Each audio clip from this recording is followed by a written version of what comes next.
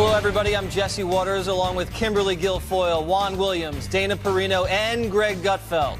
It's 5 o'clock in New York City, and this is The Five.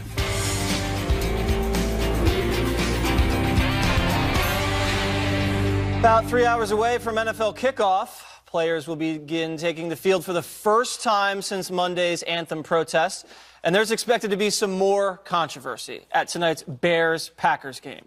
Green Bay says its players, coaches, and staff will link arms during the anthem this evening, and they've encouraged their fans to do the same. President Trump and a lot of other Americans upset with the league's ongoing demonstrations. He spoke exclusively about it with Fox News in a new interview. The NFL cannot disrespect our country. They cannot disrespect our flag or our national anthem. And they can't have people sitting down or kneeling down during our national anthem. I have so many friends that are owners, and they're in a box. I mean, I've spoken to a couple of them. They say, we are in a situation where we have to do something. I think they're afraid of their players, you want to know the truth. And I think it's disgraceful. And they've got to be tough, smart.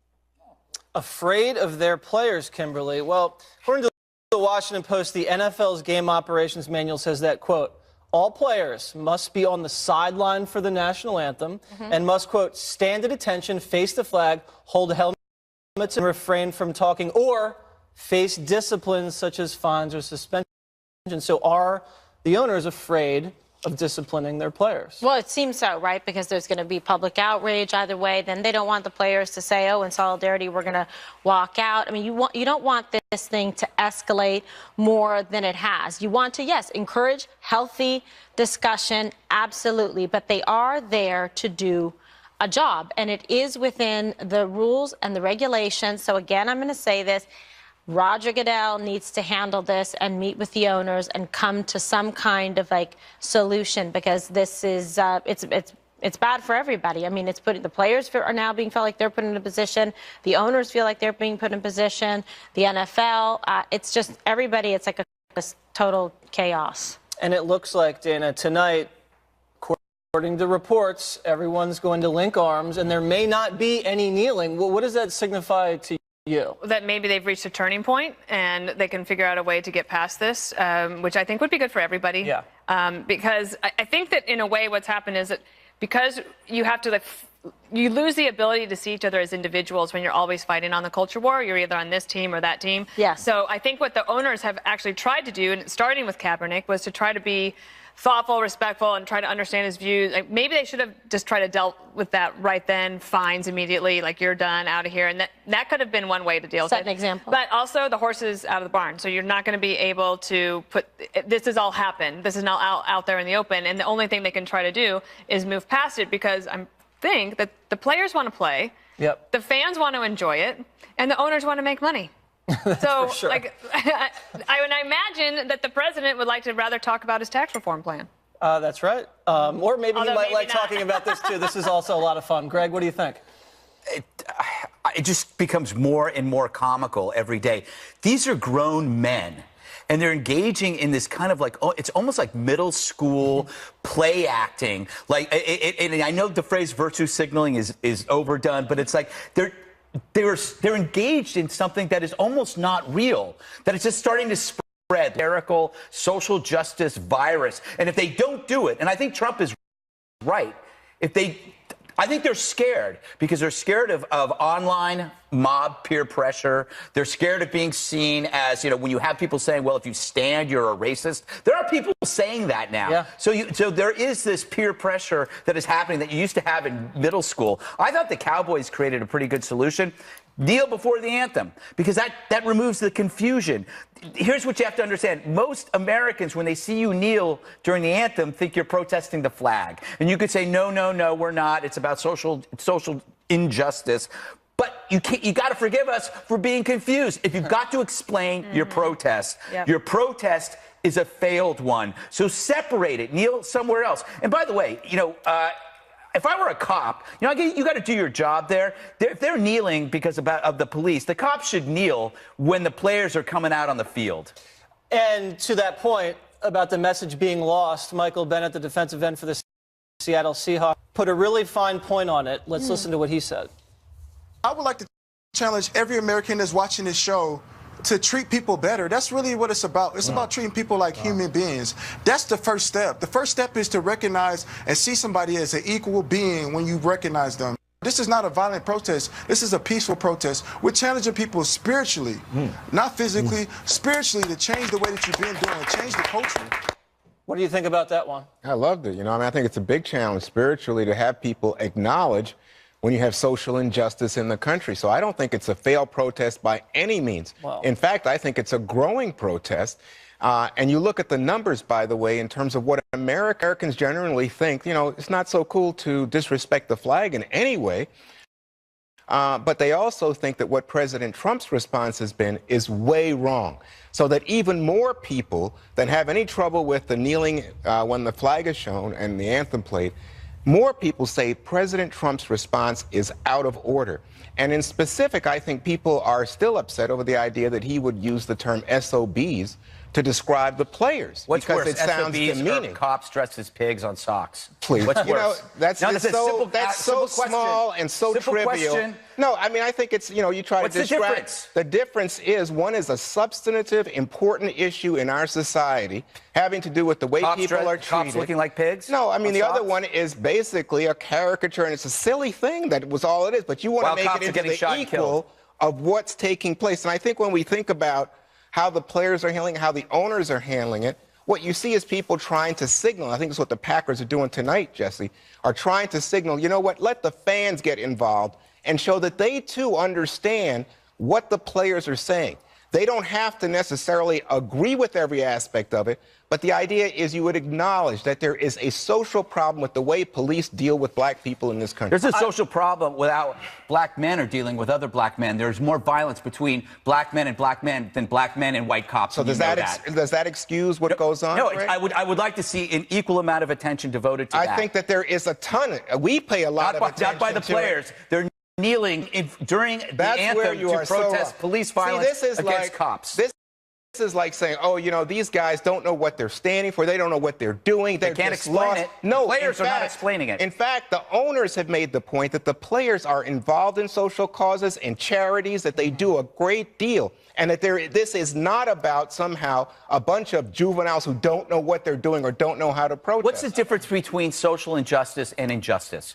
I think this is a social injustice. You can talk about economic injustice. No. I just want injustice. Tell me the difference between injustice and social injustice. I just told you. You were talking about economic injustice. Yes, I just said What's you the can difference have between all sorts of injustice and social injustice? This is a social injustice in terms of race relations inside our own country.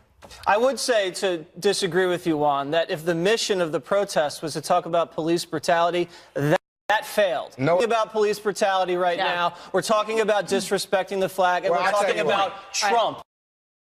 And I believe that everybody agrees that you have a right to protest a noble issue, which is being against police brutality, but the time to do it is not during the national anthem. I see. So let's get Kimberly to react in here. I'll let you in, but let me just say, that's why you had a 91-year-old veteran in Missouri, white man, taking a knee. And why? I just want to show you this. This is a 60-year-old black veteran wearing an American Legion hat the other day in Indianapolis as the president's motorcade ran by, taking a knee. Well, you've also had veterans burning their jerseys and their season tickets to protest what's going on the field. Kimberly. The problem is, important that people want to be against police brutality or injustice. Fine, but it is getting lost in this. You're right, because we're talking about Trump, we're talking about everything else, and talking about why people are disrespecting the flag. They're not talking about that issue, and I think the issue that they want to talk about, they have absolutely every right to do so. Okay, but it doesn't give people then the right to disrespect the hardworking men and women that are police officers and law enforcement in this country by large measure that serve admirably and courageously and put their lives on the line every day. So I have no tolerance for that kind of disrespect of officers when you're doing things like this and calling for police officers pigs in a blanket and for them to be killed and behaving the way people are. I agree with Michael Bennett, the Seahawks. Treat everybody, treat people with respect. Make people feel like they're present, like they count, like you see them, you hear them, and try to lend a listening ear when someone has something to tell you about how they feel. Right, and just as we want black men to be respected by police officers, we want veterans to be respected by the players on the field during the anthem. Right. The polling says 60% think players should stand and be respectful during the national anthem. This looks like the country's pretty much in agreement on this. Well, yes, except that in the Fox News poll last night, it showed that year over year, actually, the people who thought that it was acceptable to basically protest the anthem, whether it be kneeling or whatever, that's actually it's gone up. The acceptance of it has gone by 6 points in a year. I mean, and maybe that's just because we're talking about it more. But I would also say on the social media thing, we should listen to what Senator Langford said. He was talking about these Russian troll farms doing it again, like they did in the election. They take people's pictures from the internet, make fake accounts, and then they either hashtag take a knee or hashtag boycott NFL. And it looks like there's a whole bunch more controversy than there actually is because they want to sow chaos. So the Russians. Again. I'm just saying. Call Mueller. But I just think that I think we should face up to it. And also, but if you feel like there's a lot of peer pressure on a certain issue, know that half of that is probably fake people, robots in Russia trying to do that to cause chaos. Russian robots. There you go. Right up your alley. Everything put together in one nice box. And I think Juan, I think you are misinterpreting me. I'm not against the protest. I'm just saying it's a failed protest when people are confused by it. That's what I'm saying. I think people are confused by what it is because they found the wrong symbol to kneel in front of. Yeah. You can protest all you want, and bosses have a right to be upset if it's on the clock. That makes sense to me. But it's okay. They don't get so what? Life goes on. We're making this into some kind of hysterical soap opera because I don't know why. Because identity politics, there's no way out of it. Once you get in it, you're stuck. Greg, this is America. This is American history. We talked about how this is a football league that wouldn't hire black people for a long time. That was politics, okay? We talk about who gets to play quarterback and all. You're explaining it again. White identity politics. You don't want to hear me explain it? No. What I'm saying is the protest was about police. Yes. And you're explaining it. No, you Never said mind. to me. I'm sorry. You said to me. It would be so clear. It'd be great if this protest was clear and that everybody understood. Okay, I'll tell you what's very clear. If you look at the poll numbers, it says 57% disapprove of Trump's response. 48% say they don't like the idea of the players kneeling when the anthem is played. But remember, 57% said Trump went over the line. Only 30% think, in fact, that a player should be fired, which is what Mr. Trump called for, firing players. And people think this is a form of protest. If you want to do it, that's on you. We may not agree, but you shouldn't be fired for speaking your mind. But you have to understand, a businessman, when he looks at an event, which is a place of work, and you're doing it on the clock, a businessman will think that you should be fired. But that's an opinion. And you know what? Opinions matter. Fine, Greg, but guess what?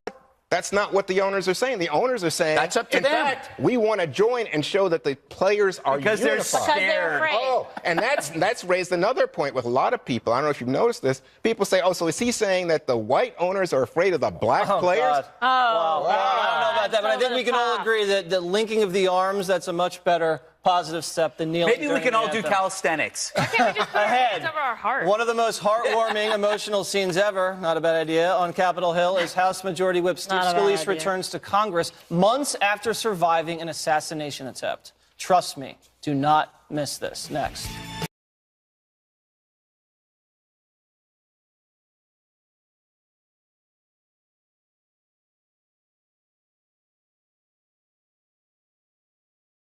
More than 3 months ago, House Majority Whip Steve Scalise miraculously survived an attempt to assassinate GOP lawmakers on a baseball field in Virginia.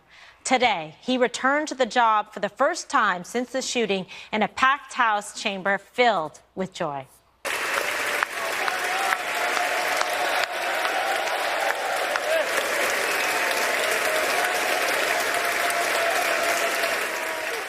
Then, the Louisiana congressman delivered an emotional address to his colleagues. Thank you, Mr. Speaker. You have no idea how great this feels to be back here at work in the People's House. When I was laying out on that ball field, the first thing I did once I was down and I couldn't move anymore is I just started to pray. And I will tell you, it gave me an unbelievable sense of calm, knowing that at that point it was in God's hands. A lot of people ask, did this event change you? Yes, it changed me, but not in the ways you might think. It's only strengthened my faith in God, and it's really crystallized what shows up as the goodness in people. I got to see that goodness in people. Scalise thanked the Capitol Hill officers who saved his life and countless of others that day in June. And then he had a personal message for all the lawmakers in that room. When I come back into this chamber here today, it just seeing the faces of all of you, it just means more to me than you can imagine. So thanks for all of that love and support. We are the people's house. This is the place where these ideas are supposed to be debated. And we fight through those issues, but ultimately we come together on whatever the board shows as 218. If you can put the majority together, that's what rules the day. It's so important that as we're having those political battles, we don't make them personal. I am so honored to be back here in the House serving with you. God bless each and every one of you, and God bless the United States of America.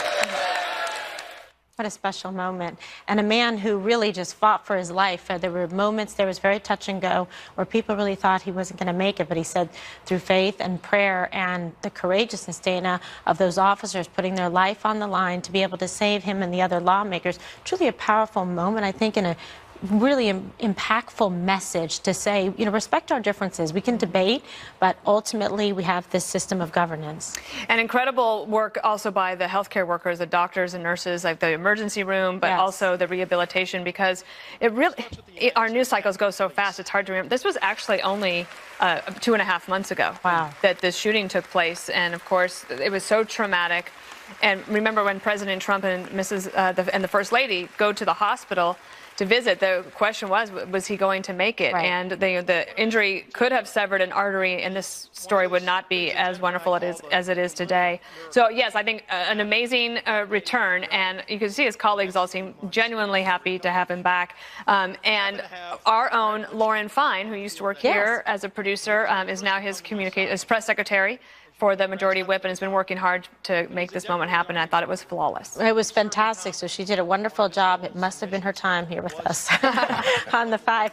Greg, powerful moment. And, you know, he brings up the message that, you know, the Capitol officers saved his life. And, you know, I have to tell you, thank God that they were able to protect the people. Yeah, it's also amazing how strong he sounds after 2.5 months.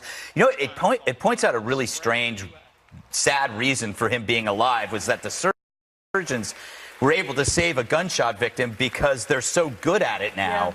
I mean, they've got a lot of practice in D.C. and in other states working on gunshot victims. And it reminds you, the numbers of gunshot victims of murder victims could be much worse than they are now. But it's being covered by the fact that these surgeons are so good at saving lives. Imagine the numbers in Chicago.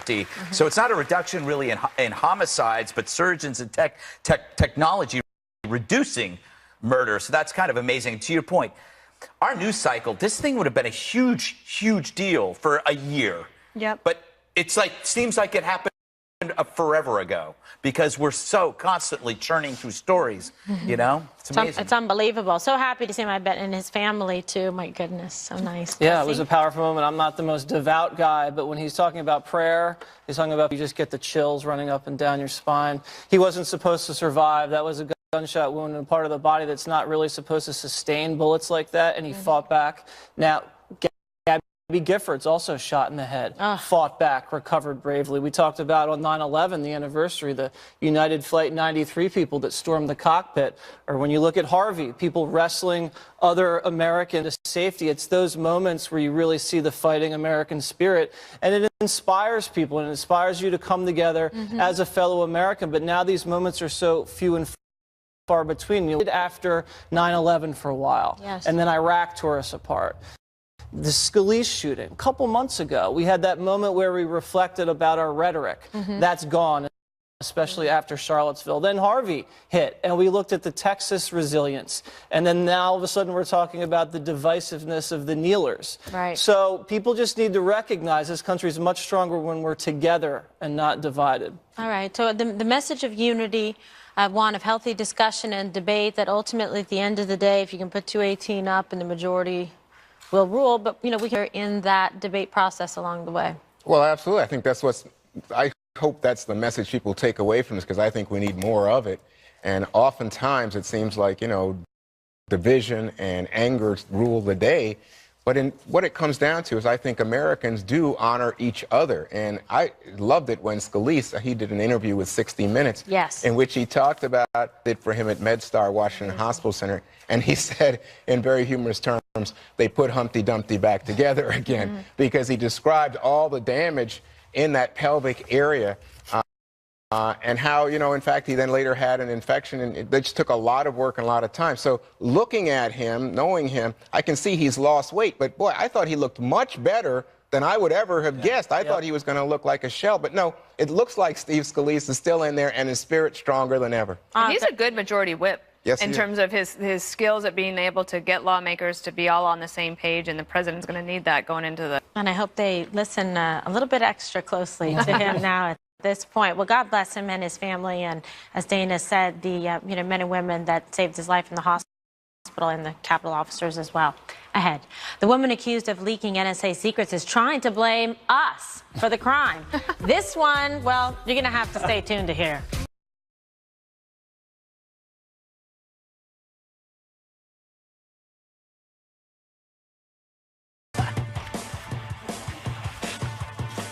What is going on behind me? All right.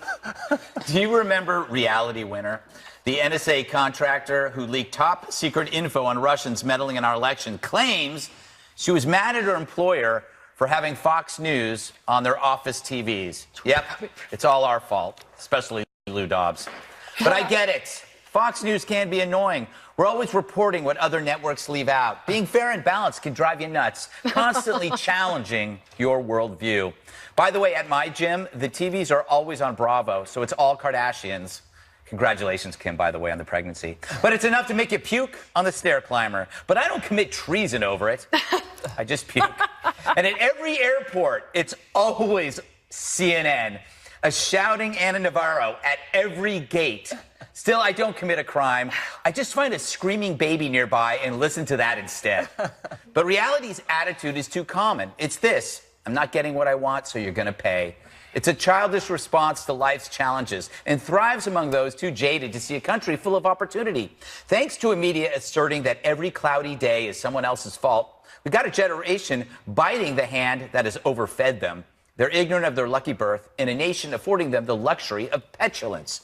But if life gives you lemons or Fox News, you make lemonade or you put on the headphones. America offers a million choices. Betraying it doesn't have to be one of them. But I guess these days when traitors are now heroes, why not? Chelsea Manning is 2017's Che Guevara, Snowden is a Hollywood icon, and Reality Winner will have a press agent soon enough. Good for her. Immature, bitter, nutty. She could fill an hour on MSNBC. You know, so many ways to go with this. A little thrown off by having somebody run across these stages. I'm starting to talk. FNC is gaining, Dana. I mean, it's guilty. It's guilty. It's gaining. Wait, what? No, I'm gaining weight. FNC is guilty. Come on. And they're guilty of for that. Again? Yes. It caused him to gain weight. So I being sarcastic or flippant when she was talking to the FBI. When they released a transcript, she said, I filed formal complaints about them having Fox News on, you know. Just at least for God's sake, put Al Jazeera on or a slideshow with people's pets. I've tried everything to get that changed. Now, she's a young woman. She might just be being flippant.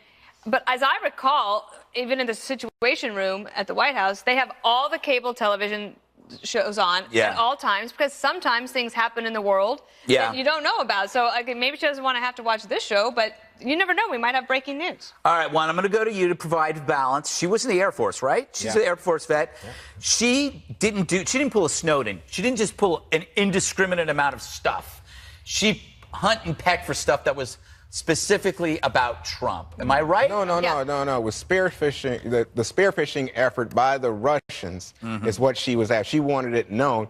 And then it's interesting because the FBI guy, the interviewer, says, what about sources and methods? Because even if you said this should be out, Americans should know that what the Russians are doing and influencing the election, don't you think you're giving away government methods and sources? And she says, oh, I thought it was just a drop in the bucket. They must know because they're so effective. So I don't know, Kimberly. What? She snuck files out in her pantyhose. Yeah, so we had a situation here with that. Dina's like, I don't believe that. Who says and wears pantyhose? Well, I just don't think that I am just skeptical that she would use the word pantyhose. It's a little antiquated. Right. You and I grew up saying it. I don't know if a young woman would, and most young women don't wear them. I'd say nylons when I'm wearing them. I say pantyhose, but sometimes I say nylons. I say Dina. She's like, well, who wears that? I said, well, I do every day for like 11 years here. I'm nice cracking up. It was very funny. And I don't like that I have that in common with her. Maybe she put them on and put the files in. It's like she's the fawn maybe hall. that's true. Maybe she just brought them for that purpose. I don't know. I think Haynes her way at the go. NSA. I don't know. But look, she's going to make an excuse about this. Everybody wants to drag Fox News into something to say, okay, it's Fox News' fault. Fox News triggered her. She needed a safe place at the NSA so that she wouldn't feel upset and then therefore, do what she did and commit these crimes against the United States. I mean, how did the FBI keep a straight face when they listened to this nonsense? Like, that's not a get-out-of-jail-free card. Jesse, FYI. Well, I thought that too. Not a good excuse. Jesse, do you think? I mean, she served in the Air Force. Why she got clearance? I mean, like they just give a benefit of the doubt. She served her country. That's enough. But I mean, you could still get a bad egg, in a huge bucket of great eggs. True, but I mean, the hiring process needs some vigilant review. Apparently, she said Trump is a piece of S, and she said F the wall. So let's look into that a little more closely. She also said, let's be straight, there's no security on documents. Nobody pats you down. Let's check up on that as well. So she kind of helped. Yeah, and she also said she had a There's a hole in the hose. Yeah, she had a signed photo of CNN anchor Anderson Cooper they found on her, although she said the signature was fake.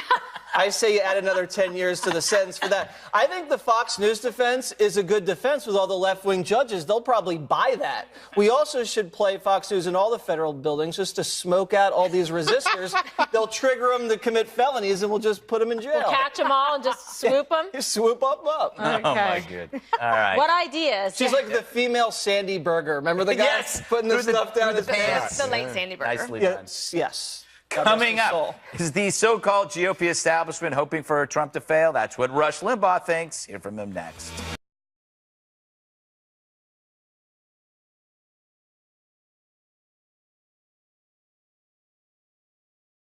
I've been saying this for months. The Republican Party splitting apart.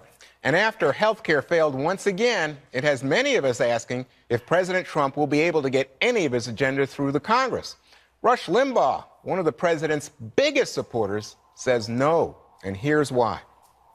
They don't want Trump to succeed with his agenda. They can't afford that. I'm not exaggerating here, and I'm not trying to say things that'll be a soundbite that Fox replays the rest of the day. They don't want 5 days, Rush. They play it 5 days. They can't afford for him to succeed with his agenda. They can't afford it. The lid's blown. The gig is over. The joke is revealed. If an outsider with no prior political experience can come in and fix messes that people have been promised would be fixed for 30 years, how does that make them look? They can't allow that to happen. Greg, there's Rush Limbaugh, who is probably the loudest voice on the right, saying Mitch McConnell, yeah. Yeah, first Paul off, Ryan, yeah. I'd like to point out that I said that the Kardashians were on Bravo when, in fact, they're actually on the E! Network. That was a test. If you knew that fact, you're no longer friends.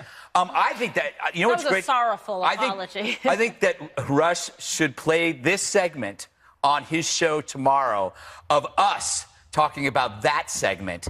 And then tomorrow, after that, we'll play the segment of Rush talking about this segment, talking about that segment. And then Fox and Friends can do it on Saturday. And then Judge Janine can do a follow-up on the Fox and Friends coverage. I'll do it Monday at 2. No, but you can't leave out Steve Hilton. Oh, okay. Steve Hilton on Sunday could come in and do... Don't break the chain. Yeah, he could come in and do all of this weekend coverage, and then we'll do a recap. on Monday. the 5. That's good. There we go. This is Well, a this is plan. good. Because that's what he said. We're going to do it. We are going to do it. Well, but back to the substance of it, Kimberly. Wait, what Just was for a it? moment. Like a chain letter But or something. President Trump meant to be. at a dinner with big donors here in New York on Monday said apparently At that the Bouquet, fantastic Yes. restaurant. I recommend highly. Very the good. Cajun chicken with the fries. It is, I'm telling you, phenomenal. All right. So at this dinner, he says he thinks McConnell's weak. Mm-hmm. Then when he's asked about it by reporters, he says, well, you know, we'll see how things work out with the tax plan, and it's up to Congress to decide whether or not McConnell's weak. What's your take? True story? Do I think all of that happened? No. Do you Yes. think Do I think he that's thinks- fair to McConnell? I don't know if it's fair to McConnell or not. I mean, I don't know. I'd be like checking my win boxes and it's not looking too heavy or deep right now. But besides that, you know, people are blaming things on him. The president is displeased. So, you know, there's a number of different factors at play here. But, you know, you should be getting the legislative reforms through that you promised the American people. And one of the key players that is integral in making that happen and effectuating that outcome is McConnell. So, you know, in the leadership in the House and the Senate. That's a good point. But on the other hand, I think people in the Congress, the Republicans in the Congress, are saying, you know, where's the leadership from the White House? Normally, the president would take the lead on something like health care, but President Trump doesn't get involved in the details and leaves that to the Congress, Jesse.